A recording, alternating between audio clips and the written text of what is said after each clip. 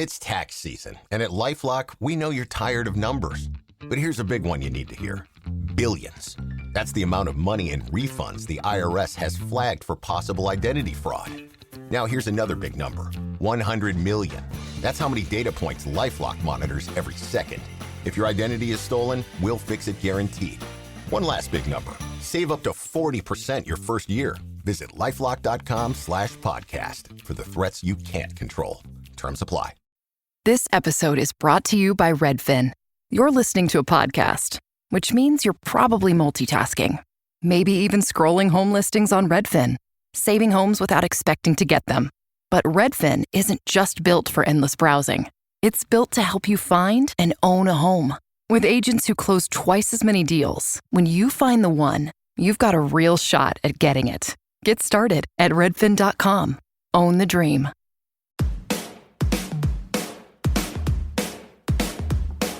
Hello and welcome to The Shift, the podcast that aims to tell the no-holds-barred truth about being a woman post-40. Created and hosted by me, writer and broadcaster Sam Baker. Somehow, it's the end of our 20th season. And I'm delighted to say that my guest today is a woman who has spent the last decade giving us all a masterclass in aging. She's one of my very own old bird role models, Prue Leith. Now 86, Prue has lived a multitude of lives. Chef, businesswoman, author, food columnist, board director, DBE, campaigner for dignity in dying, television host, most recently, of course, a 9-year stint on the Great British Bake Off, which she quit earlier this year. She opened her restaurant Leith's in 1969, was awarded a Michelin star and turned it into an empire, including a catering business and cookery school, which won her the Veuve Clicquot Businesswoman of the Year award. After she sold those businesses, Prue became a successful food columnist, author and broadcaster. She's written 14 cookbooks, 9 novels, a memoir, and currently has a column in the Oldie. How the hell has she done it? Lucky us. She's just written a new book, her 25th, Being Old and Learning to Love It. And she's here to tell us. Women are better at retirement than men, usually because they've always had a second life. They've always, taken the kids to school and probably done the cooking and the housework they've had friends there. I mean, they've been in the WI or they've joined a local group, or they have a life outside work. Prue joined me from the Cotswolds to talk about what she loves and hates about being old, reclaiming being an old woman, widowhood, luck, brain fog, why she has no time for age-related fashion rules, and thinks it's a crime to be bored. Plus, taking HRT for 40 plus years and having patches on her bum for most of her life. Now, on a more serious note, there's also extensive discussion of the right to die and Prue's own end-of-life plans.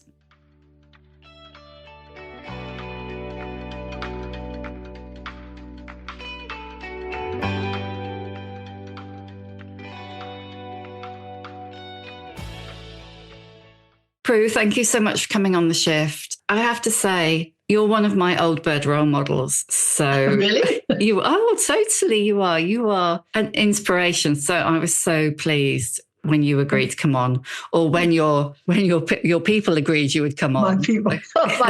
It's always me. I always have to agree.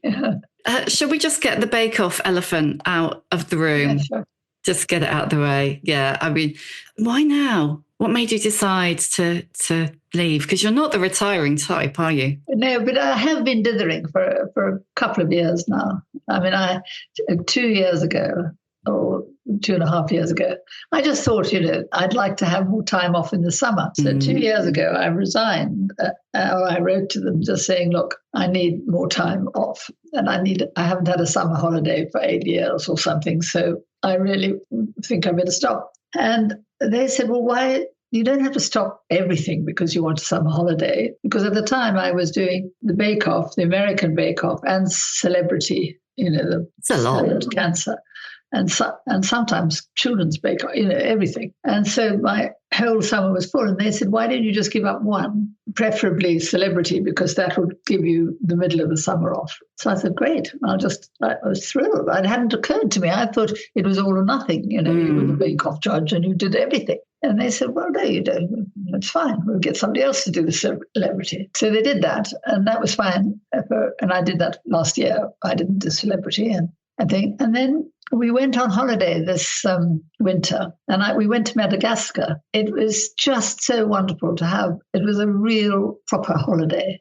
Of course, it's winter. It's winter here, so I can have holidays in the southern hemisphere. But if you want a sun, I suddenly realized lying in a lounger in Madagascar, having, with a, just a classic tropical island beach holiday, really unspoilt. No, it was just fantastic. There was no jet skis, no motorboats, no bars, no music. It was just peaceful and lovely. And I thought I really need more of this. And then I realized that if I went on, I would never get I would be unlikely to get a holiday in Italy or in France or in Portugal or in Spain or all the places I've been in before. They're all being out of my life. So I thought, that was ridiculous. I should stop dithering and just so I did. And they were fine about it. And they've got the wonderful Nigella, so everything's happy. It was great. And what was so touching and extraordinary is there were absolutely thousands of people who said how terrible it was or how sad it was or well done, Prue, you need a holiday. But no negativity at all. I mean, I expected at least somebody to say, well, that's about time to get the old bat off.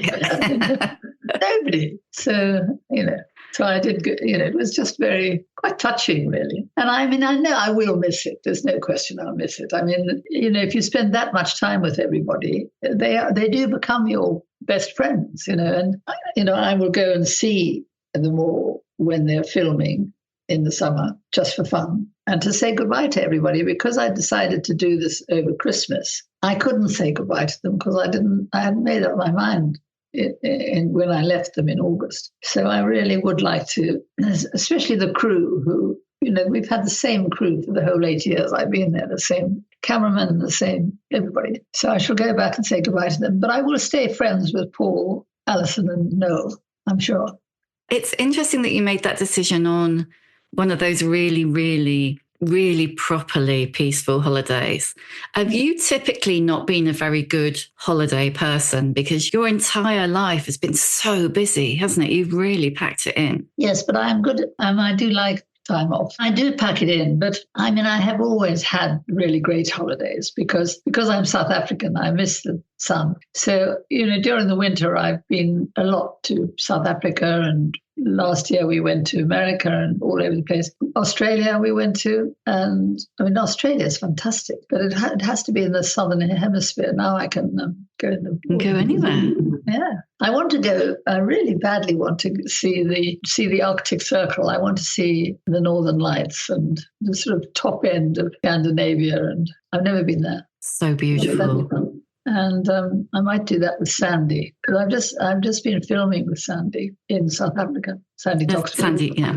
And she's an old mate, and we've done a few things together. So that was fun. And then after we've done the filming, I went off to Madagascar for the famous holiday.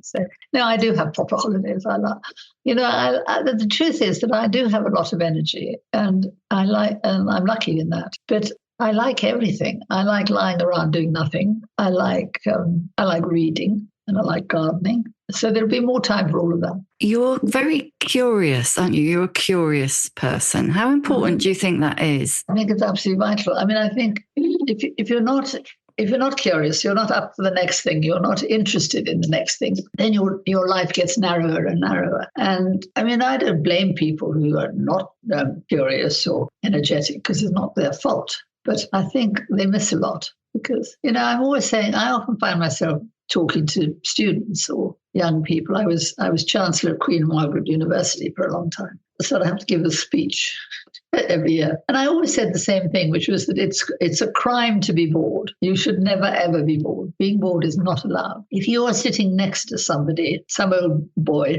whose only interest is his pelargoniums in the greenhouse or something, if you actually ask him about the pelargoniums, you might find something interesting. Or you might, if you ask him about what he loves and what he does, there will be something you don't know in that. I don't know, like the badgers eat artichokes or this, something. I just think you have to not be bored. That's so true. People often ask me how I pick guests for the podcast and how I know that they're going to be interesting. And I just think everybody's interesting. Yeah, you know, some people are more interesting than others, but you can have an interesting conversation with anyone. Yeah, absolutely. I agree with you. I mean, no, not everyone. I mean, there are some people, especially there's a kind of brand of man, it's always men, who want to tell you the best way to get round the M25 from Harpenden to Surrey or something. And you can't find that interesting. I mean, you can nod, but when they say, and then when you get to the roundabout, you turn left.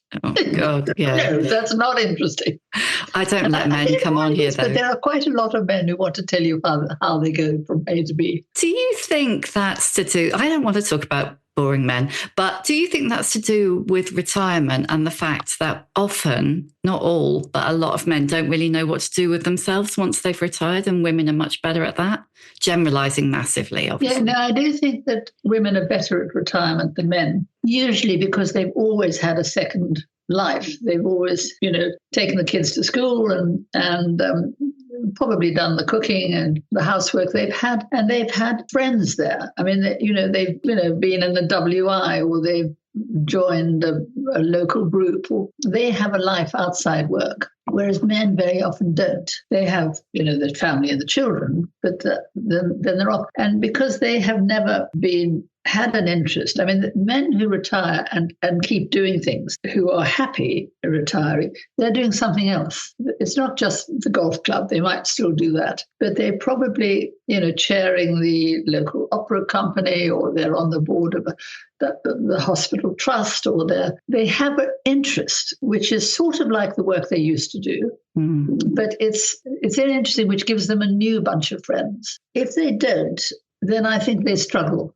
I have a cousin, she's still alive, living in South Africa, and her husband, they lived in Hong Kong on the peak. They were top. He was a top business guy. And so they lived in fashionable part of Hong Kong. They had a mass of friends. Their whole life was there. But when he retired, they went back to South Africa, and they went to the sort of lovely house by the sea in Durban, where they thought they'd have you retired and happy. Well, she was happy because she could, she was doing much the sort of same thing as she'd always done. She made friends, but he just couldn't, and he couldn't talk about it either. One of those men who can't say I'm unhappy or anything. She knew that, but she couldn't get him to join a golf club or anything. She couldn't get him to. He just said, I'm fine. And in the end, he committed suicide. He just gassed himself in the garage because he couldn't cope with retirement. In fact, in my new book, I wrote about him. I put this whole story in. And I asked her if she minded if I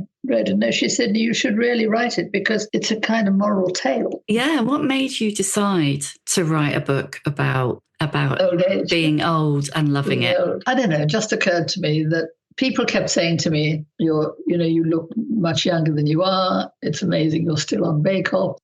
What's the secret? What's the secret? There isn't a secret, except I'm born with energy. It's nothing that I can claim in it. I can't claim to have done anything clever. No. And I suppose I inherited that from my mum, because she was an actress and she had a theatre company, and she was still on the stage in her 70s. She did get older, a bit younger than me, but she lived to 97. So she had a long period of senility at the end. But anyhow, so I thought, can I answer this question? What's your secret? And I realized I can't. I have no answer, but it did make me think that I wanted to sort of write little essays, because what I like best of all these days, because I don't seem to be quite up to writing a big novel anymore, mainly because I think, will I ever finish it?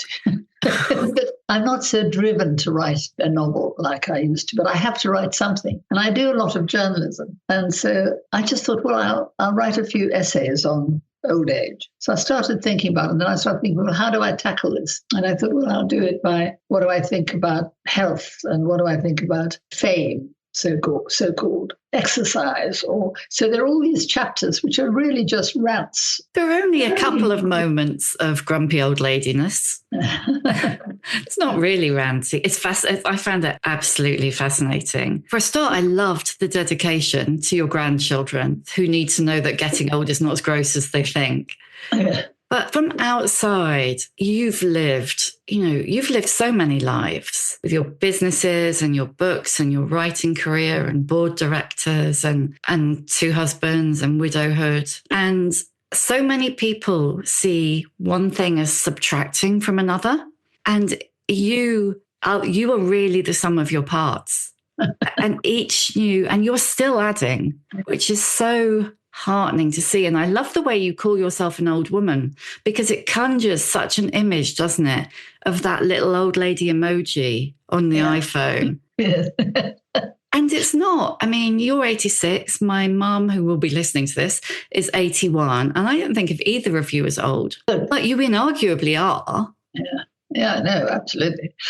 And there we are. I think it's changed for a lot of people because we're living longer and healthier. We, as diseases get cracked, when you think that 100 years ago, we would be, if we died at 40, it wouldn't be surprising. The longevity has just increased year on year. And medicine has meant that, people used to have to suffer tremendously, which we don't now so much because we've got good drugs and good advice. And so, I think probably it'll be even better for our children. I don't know, but sometimes I worry about that because I think, there are other things that are coming in that will be worse for our children. But I think my generation has been incredibly lucky. I mean, from a world peace, for example, the ability to make money and property prices rising and all, which, if you're lucky enough to own any property, it's meant you're a very comfortable old age like I am. So I think we've had it so lucky. I think we've screwed it up a bit for our children. It's interesting, though, isn't it, that, you say, and it's absolutely true, that there was this idea that there were certain things for once you hit 60 or actually even 50, there were certain things that were just inappropriate that you couldn't especially do. Wearing bright colours. Yeah. Yeah, I mean, people have said, I cannot tell you how many women have said to me, I so admire you because you wear bright colours or you wear red or yellow or something. And I always say, well, why don't you? And they say, well, I used to when I was younger, but once I turned 50, I thought it wasn't appropriate. And they've got this idea that it was not appropriate. And I do sometimes look at myself as I shove yet another bright, earrings on or a necklace or something or other. And I say to my husband, is this too much? Because I think maybe I'm now becoming one of those batty old women. Do you remember there was a woman she died a couple of years ago, an American, and she was 103. Do you remember? Iris Apfel. Yes, exactly. Well, I think she sort of overdid it in some way. I found her slightly embarrassing. And I think it's possible that people find me embarrassing. No.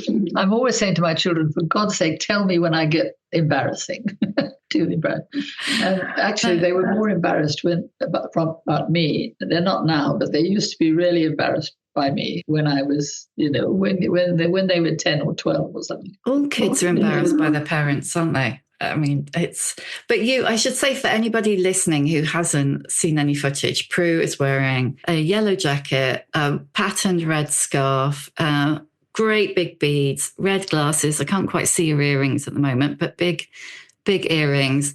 And you look fantastic. I mean, did you arrive at dressing like that? Did you dress like that and then stop and then start again? Did you always dress like that? I've got worse and worse, or better and better, depending on it. No, I think I've always loved colour, but what sort of restarted or gave me more confidence is when I married John, when I met John, which was about 16 years ago now, I think. He was a fashion designer and a manufacturer. He'd retired, but he loved the fact that I wore bright colours. And in fact, I remember getting all dressed up for my first date. I think I probably put this in my book, when we went off to dinner for a first date. I took a huge amount, as one always does on a first date. You take a lot of trouble about how you look. So I spent hours thinking about this, and I wore a tan leather jacket, cream silk shirt, and gold necklace, and discreet little proper gold earrings, and some cashmere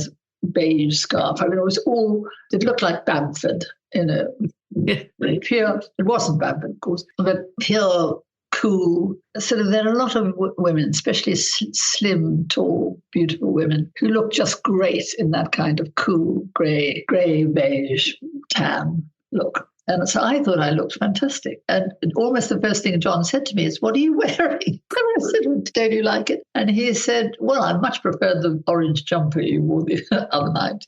And he buys all my clothes, which is absolutely brilliant. And I mean, I'm just looking at this. He bought this jacket. Actually, he had it made by a tailor that he used to work for. We used to work for him when he had his business. And I had an old Jean Muir jacket that I absolutely loved, and I'd worn it to shreds. And so he said, "Well, let's take it along to this chap, he's called Orham, and see if he can copy it." And so he made this one and another one. And then ever since then, I mean, that must have been quite a lot of money because I was tailor-made. But since then, the internet has taken off on fashion, and John is not proud. I mean, he's quite happy to go scrolling through and buying all sorts of stuff. So he turns up with shirts and dresses and jumpers and all sorts of stuff. So everything I'm wearing that came from John, that came from John, that came. Or if it's not from John, it's from Jane Galpin, who is the stylist who's done all my bake-off stuff all the years, and she's always got the message that I like bright block colours. And of course I get to keep quite a lot of those things. So one way or another, I never have to go to a shop, which is brilliant because I hate shopping. I really don't like shopping. Occasionally I love to go down a French food market, street market, or even a French really good supermarket is good enough. But I enjoy shopping for food, but not everyday shopping. But John loves any kind of shopping. He's gone shopping now.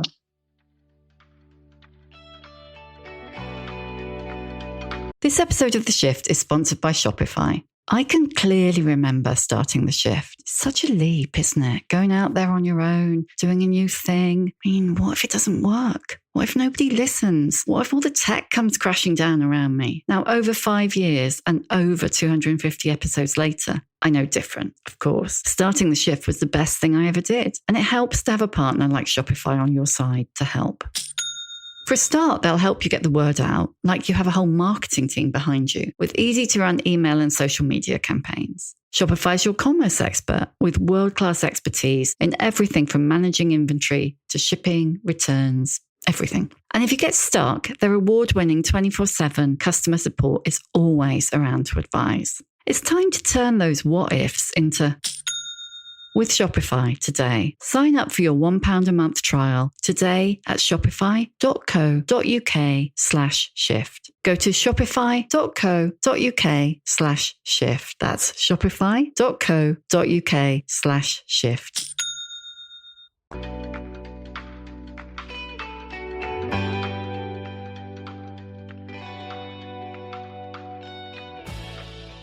You've been a widow for 8 years, hadn't you, when you met John? Were you looking for love, or were you? No, I absolutely wasn't. I had got, and really, you do, I got to really like widowhood. I mean, or at least I'd like to see, I didn't like widowhood, but I liked being single. I mean, I just kept thinking, this is great. I don't have to get home at a certain time. I don't have to have the lunch on the table by 1 o'clock or something. I have total control of the remote. I don't have to have any discussion about what you're going to watch. You just watch what you like, and you can, you can stand by the fridge and eat the yogurt straight out of the tub. And there's a huge freedom about being single. But I must say, I wouldn't want to go back to that now. And I just hope Well, I mean, I'm pretty sure I'll die before John because he's 6 years younger than me. So with any luck, he'll be faced with widowhood and I won't. So. You said in the book, because your first husband was nearly 20 years older than you, you said you'd always known you'd be a widow. Yeah. Yes, I was quite accepting of it because I didn't, he was very much older than me and he wasn't well. He smoked 80 cigarettes a day or something. He smoked 60 in the day and 20 in the night. Any time I woke up in the night, there'd be this little red, light, and he'd be smoking. The carpet next to his bed had lots of burn marks because he'd fallen asleep. I mean, I think of it as very lucky he didn't burn the bloody house down. But and so he had emphysema. So he was really ill for the last bit. But I did adore him. He was wonderful. And so, grief is horrible, absolutely horrible. And the Queen said it very well when Diana died. I think she said, grief is the price you pay for love. And I think that's absolutely true. And it's in direct proportion. If you're really, really unhappy, that means you really, really loved him. It's kind of fair. In a way, it's fair. So, so I told myself I'd just been very lucky because we did have 25 years, or more maybe. We had a good long marriage. Earlier you said that you find it hard to get into a novel, writing a novel, not reading, because you might not finish it. Do you think about dying much? I think anybody of my age thinks about dying. I think about it a lot. Every day, I think, in one way or another. But it's not all bad. I don't fear death. I mean, I'm not religious, so I don't have horror of hellfire or having to pay for my sins. I think when I'm dead, I'm dead. I'm a bit frightened of the process of dying. I think that's one of the reasons I campaign for assisted death. Is I think we're not good at two things. We're not good at realizing, facing the fact that a lot of people have a horrible death. Probably not most people. I don't think anybody's done a count, but there are thousands of people who die of a really horrible death. Because once you're in hospital, the whole thing about doctors is that they are trained and they've promised to do everything to keep you alive, really. So they're not helping. They need to help because when you're going to die anyway, I think. So I think a bit of humanity would be more helpful than a lot of preaching about the Hippocratic Oath and, do no harm. I think you're doing more harm by artificially keeping people alive when they're going to die anyway than just letting nature take its course.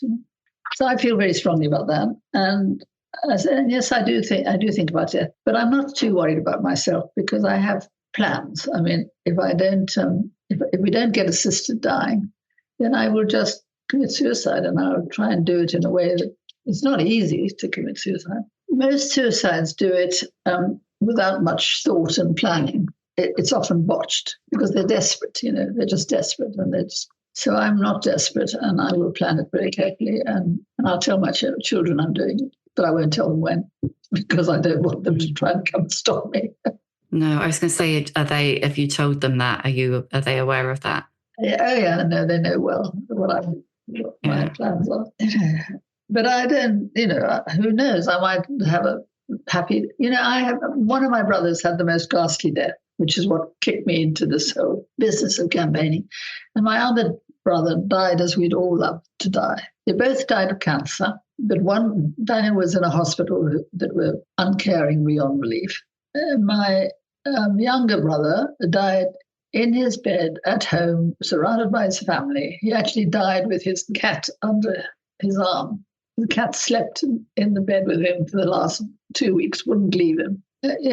And he had a doctor who gave him morphine in increasing doses so that to still the pain. So he was not in any pain. But of course, the extra morphine gradually made him sleepier and sleepier. And then finally he went into a coma and then he died.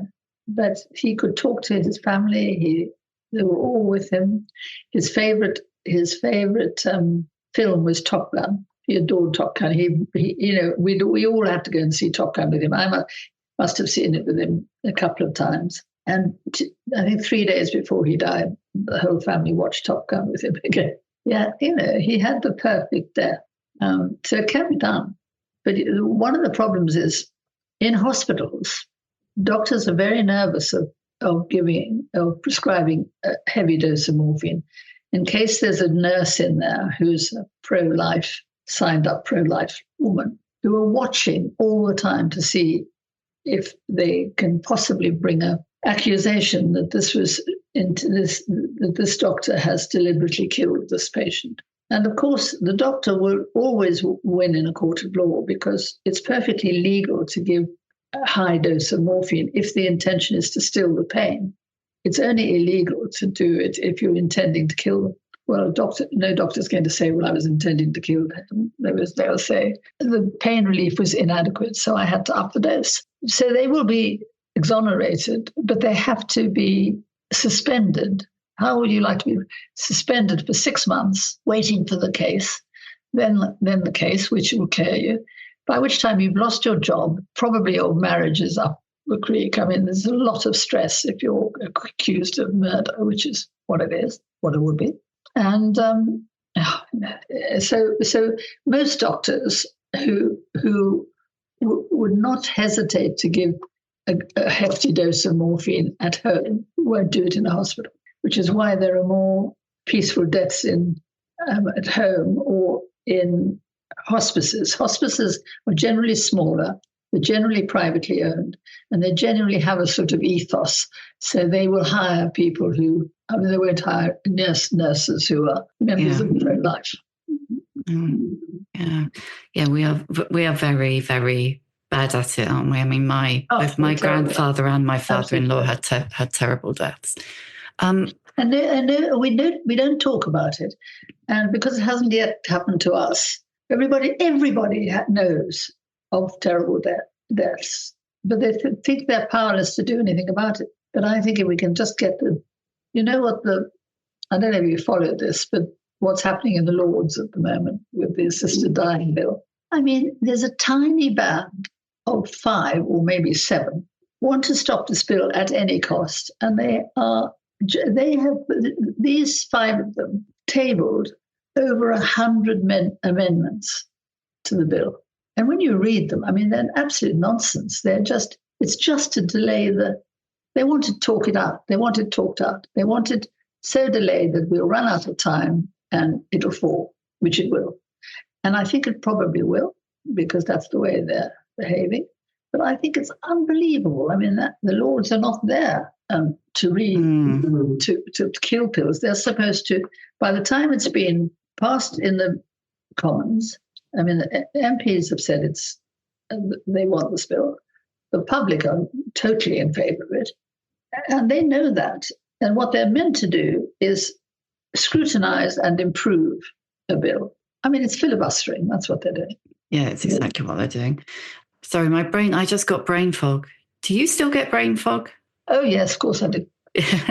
Sometimes when I'm in the middle of making a speech, I don't know where I am. I mean, on a lighter note, you started taking HRT when you were 40, didn't you? Yeah, I still do. How much do you think that's HRT? Sometimes I think it's probably, I probably owe everything to HRT. Sometimes I think that. But then I think, no, my mother had never heard of HRT, and she was very energetic and wonderful for a long time. So I don't think it's all HRT, but it doesn't half help. And, the people who are opposed to HRT have this idea that, it's not natural and you should let nature take its course. And I sort of understand that argument, but it seems so crazy. You wouldn't refuse a paracetamol if you had a headache. And all HRT is doing, giving you the hormones that you have lost over time. And it's hormones that make you feel great, or so on. So I'm all for it. And so yes, I've had patches on my bum all my life, since I was 14. I mean, 46 years. Are doctors ever tried to get you off it? Because they went through a long period of being quite opposed to it, didn't they? Still are. Yeah, they've shut up now. I mean, my current doctor absolutely understands that I'm not going to listen anyway.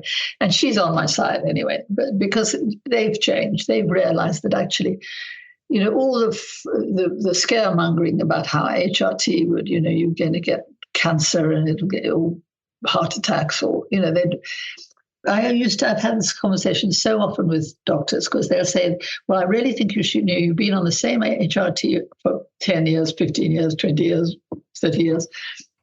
You really should come off. And I'd say, but why? And they'd say, because, it increases the risk of heart attack and stroke. And so on. And I'd say, what is the risk? It's minute. It's unbelievably few. There is a tiny, a slightly increased risk of these things. But put it against what are absolutely certain. Think of all the people going through menopause, feeling suicidal, feeling ill, feeling just desperate. Why would you not want to help that? And so I've always managed to persuade them that they should leave me alone. And they used to say, well, I can't prevent you doing this, but I don't advise this.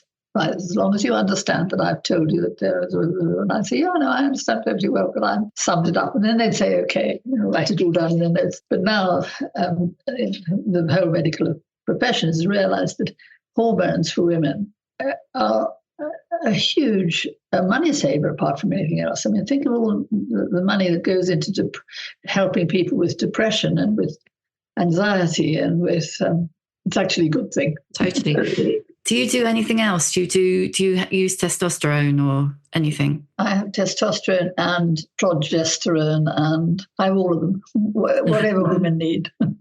Give me the lot.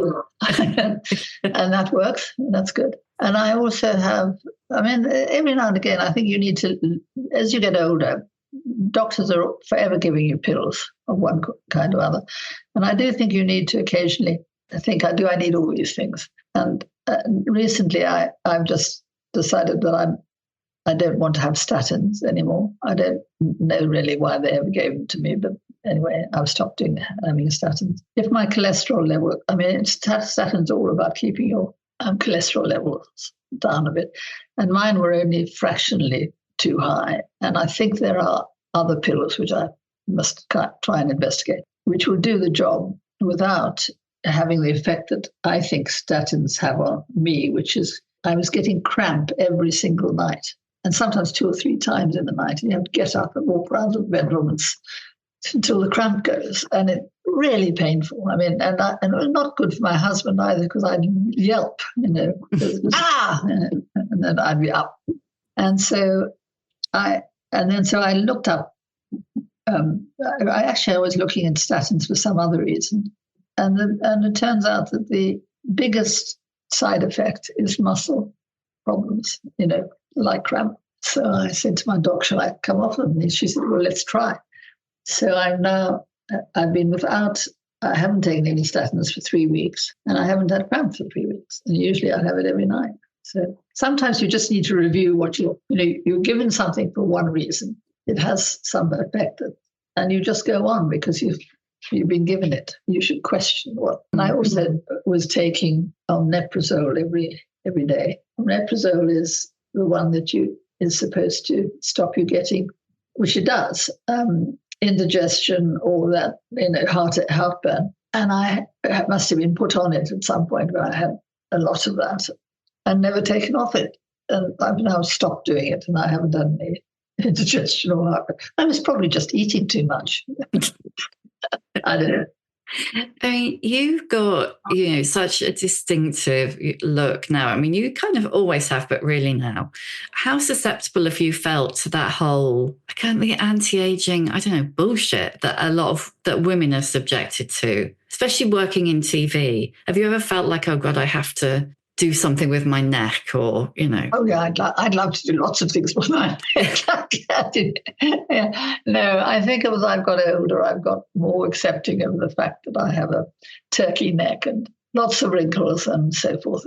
But I think the thing that I found worrying is that I'm not very steady on my pins anymore, not as good as I were. And I remember the first time this occurred to me that this is about old age, is we were it was about 5 years ago, and it was at Bake Off, and we were in a field, and for some reason, it must have been a link or something, because we weren't judging cake. They wanted us to dance around this field, and it was a very hummocky, uneven field, which of course Noel could leap over brilliantly, and Paul perfectly good. But I suddenly realized I'm going to go A over T, this is going to be humiliating beyond belief. So I said, I don't want to do it. And they understood, they were fine. And that was the first time I had to say, I can't do that. And then a little while later, I was filming something else, nothing to do with Bake Off. And they wanted me to sit down on a picnic rug. And I said, fine, I can sit down, but I can't get up again. So as long as you're only filming me with one of these moves. And gradually there've been more and more of those things. I ended up one year, because I had busted my Achilles tendon or something, I had to have a ramp to get into my Winnebago. And this year, if I had continued with Bake Off, I would have asked them to actually put the ramp back, because now I need it just because I'm old. It's just more of an effort. I mean, I can do it. I used to think getting onto the stage, onto the tent, onto the tent, there's a step up to get into the tent, and we'd often run on or come on very fast. I had got to the stage when I was saying to myself, right, don't fall over. I thought that I might trip on, just not do it right. Paul, ever since I've been on Bake Off, Paul has always teased me because I'm so much older than him. So he'd always tease me, and he'd say things like, come along, dearie, upsy daisy. Come on, dearie, upsy daisy. Time for your nap, or time for your tea, or something or other.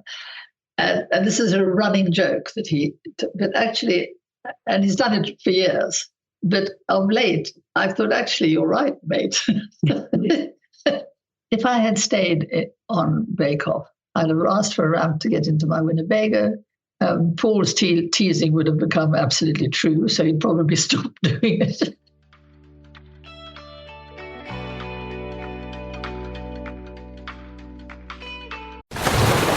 Raise the rudders! Raise the sails! Raise the sails! Captain, an unidentified ship is approaching. Over. Roger. Wait, is that an enterprise sales solution? Reach sales professionals, not professional sailors. With LinkedIn ads, you can target the right people by industry, job title, and more. Start converting your B2B audience today. Spend $250 on your first campaign and get a free $250 credit for the next one. Get started today at linkedin.com/campaign. Terms and conditions apply.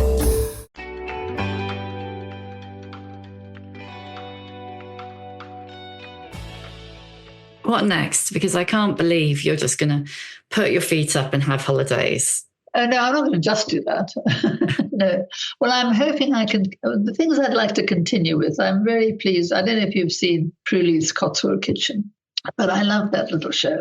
And it happens at home. So it's just bliss. I don't have to get up at 4:30 in the morning to drive all the way to the Bake Off tent.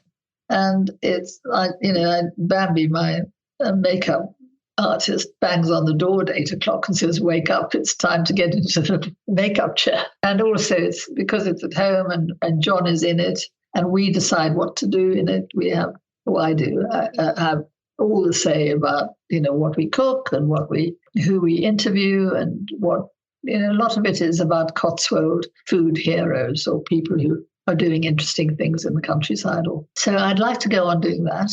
We're about to film our 4th series. So that's good. And I want to go on doing stuff for Channel 4, who are fond of me. So that's nice. And probably IT, that show is for ITV. So if they want me to keep working, I certainly want to keep working. But I want to work in the winter, please. I don't want to work in the summer, or not much of it. I mean, I think, obviously, it depends what I'm offered. And I've done this show with Sandy Toksvig. I mean, I'm going to do another one. So we think we're going to do another. We haven't been commissioned yet, but that'll be great. I'll go on with writing, but probably not novels. I don't think I'll write another novel, but I will. I do this. I do a column every month for the Oldie, and that's fun because it's It's only 500 words, which is just perfect for just having a little rant or chat or something about. And I can write on anything I like, so that's lovely. They are absolutely divine to work for the Oldie, because I've been doing it now for about 3 years, I think, and they've never ever cut my copy or refused it. Or only once when I wrote something about organic farming, and Harry said to me, and this is a sign of old age, that the editor said, "Prue, we can't publish this because it's almost exactly what you wrote about 4 months ago." No idea. So now I'm quite careful. I look back what I've written, so I don't. Because of course, I suppose I was probably banging on about how much bureaucracy there is if you run an organic farm, which there is. Anyway, so I shall go on doing journalism. I do quite the odd, no, not often, I do the odd piece for The Spectator, which pays, neither of these pay any money. Journalism isn't a lucrative career, let's put it that way. It certainly is not. But I'm such an egotist. I love just being able to say what I think about something. And since they let me write what I like, I wouldn't like to be, something which confines you like a sports columnist. You'd have to go to all these matches and you'd have to, I often lie in bed writing an Oldie or a Spectator column in my head, and then the next day I write it down. I think you've earned that right. Right, I better ask you the questions that I always ask. What is your emotional age? Emotional age? I think I'm more mature. I was about to say it's never changed. I get upset and so on, but I am calmer now. So I think emotionally, my probably emotional age is about, I'd like to say 50 or 60, which is wise enough to know that what matters and what doesn't matter, but still in touch enough to really care. Yeah, 50 or 60. What do most people say? It's such a variety, A lot of people say either very young or very old. But I feel like, for me personally, my emotional age would not be, the idea of it being 28 or 30, I find quite horrifying. Yeah. It's like, older, I think. Well, it's so dangerous when you're young because, you jump into stuff and, I have been, one of the things that nobody ever picks up on is that just the sheer amount of good luck that I've had. Extraordinary good luck. Not only the good luck to have been born in a happy family and supportive parents and so on, and lucky enough to, to have just fallen into various jobs, and lucky to be healthy, and lucky to have, my first marriage should have been, by all that's obvious and almost right, it should have been a disaster because he was a married man. He was a friend of my mother's, very close. Both families were very close. It was nothing to be proud of, but I was so in love with him, I could not have not gone with him. And it turned out brilliantly. We had wonderful children, and all of the families got together again and forgave me. And how lucky am I? And then my businesses all flourished. And that wasn't all luck because I'm quite good at it. I'm not trying to pretend that everything is luck. And you worked incredibly hard. And I do work hard and have always worked hard. But, I'm lucky to have the energy to do it. I'm not responsible for my energy. That's luck.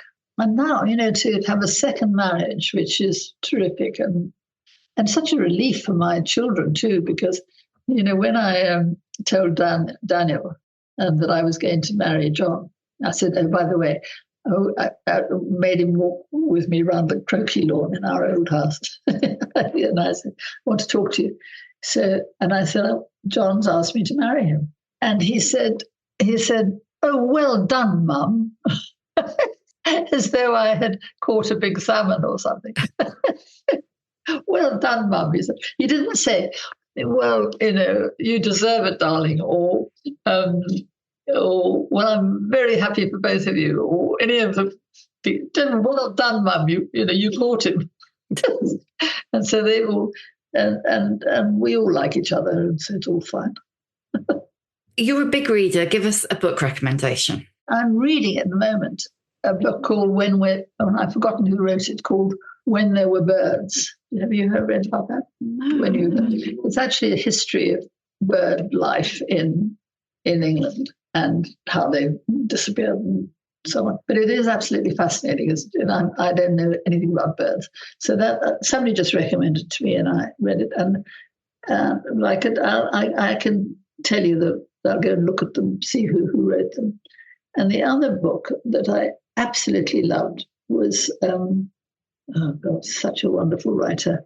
He wrote The Silk Road. I love history. He wrote The Silk Road and something else like that. Both of them absolutely wonderful books that take you right through, Timor or Tamerlane, as he's often called. And the whole, we all forget that the Middle East was the center of the world for centuries. We think that Paris and Rome and London were always this. They weren't. They were barbaric compared to what was going on in Uzbekistan. Mm-hmm. All that. I love all that. So I like history. And then at the moment I'm reading Edna O'Brien's autobiography, which is called The Country Girl. Fascinating. And I like her novels. I like a bit of easy novel reading. What advice would you give younger women? Never be bored, and never, ever work for a company that you don't admire. I think too many people get stuck in jobs that are, they're not terrible, but they're soul destroying. I think you have to be in a company that you admire and you like the people you work with. After you're going to spend 60 hours a week with them, or 40 at least. You better like them. I told you at the beginning that you're one of my old bird role models. Who are you? Who's yours? Well, I have different ones for different things. I think for cookery writing, I'd say Elizabeth David, because she's a great writer and a great cook. For television and work generally, I would say Sandy Toksvig, because Sandy is clever, funny, works hard, will do a multitude of things, doesn't mind. She could do something which is really intellectual and then something like QI, which is fun and informative. So I think she's fantastic. But in a way, she's not a role model because I'm not clever enough. I couldn't do that. I just admire that. But my role model for life, I think, was my mum, because she combined really loving, proper family life with a really serious career that she was good at, but she wore it lightly. She never banged on about how she was probably South Africa's most famous actress when I was a child. But it wasn't. I think this is a tragedy that children now just admire fame. If I go to school and I say, "What do you want to be when you?" They say, "I want to be famous," or "I want to be on telly," or "I want to make a lot of money," or "I want to be rich." They don't say, "I want to be a famous footballer," or "I want to be a famous cricketer," or I just want to be famous. So we've got something wrong there. I agree. I used to do a few schools talks, and they would always say that. They'd always say they wanted to be famous. 9 times out of 10, I was asked how much I earned, which was not being rude, just, is this a job that's I want to do? How much do you earn? Yeah, exactly. It's scary. What's your superpower? My superpower, HRT. I don't know. That's allowed. That's allowed. Why not? Last one. How many fucks do you give? Oh, quite a lot. Quite a lot. I do care about everything I do, and I don't like it if it goes wrong, and I'll work to fix it. I think I'm quite reliable. Obviously, or you wouldn't have got so much work. And it's been fun, and it is fun. Life after Bake Off. Yes. Exciting. Excited to see what you do in your 7th act or 8th act. Or... 10th act. Thank you for listening. If you enjoy The Shift and would like to show your appreciation, why not buy me a coffee? Go to www.buymeacoffee.com/The Shift with Sam Baker. You can hear a new episode of The Shift every Tuesday, wherever you get your podcasts. And if you like what you hear, please do rate, review, follow, tell your friends, because it really does help other people find us. And if you'd like to know more about my own experience of shifting, my book, The Shift, How I Lost and Found Myself After 40, and you can too, is out now in paperback.